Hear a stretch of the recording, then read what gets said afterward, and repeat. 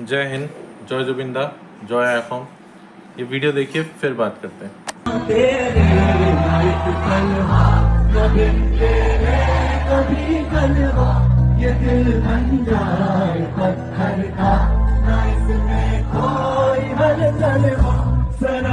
ये वीडियो कराची का है, पाकिस्तान।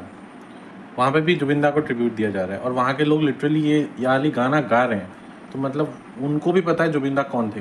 ऐसा क्यों है आपको पता है?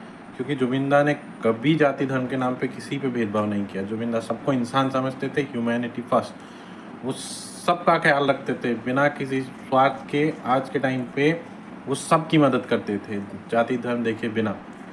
इसीलिए अभी असम में यही चल रहा है कि सब एकजुट हो गए हैं, सब एक साथ है। ना कोई हिंदू है, ना कोई मुसलमान है, सब इंसान है। सब एक साथ आके सब ये चीज़ फील कर रहे हैं कि हमने कुछ खोया है। पर जुबिंदा हमेशा हमारे दिल में रहेंगे। वो हैं, वो रहेंगे।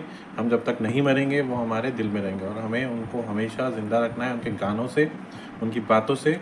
जैसे उनको नेचर पसंद था, हमें वही करना है।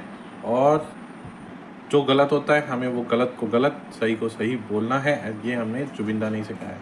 We need justice for Zubeenda. जय हिंद, जय आखम, जय जुबिंदा।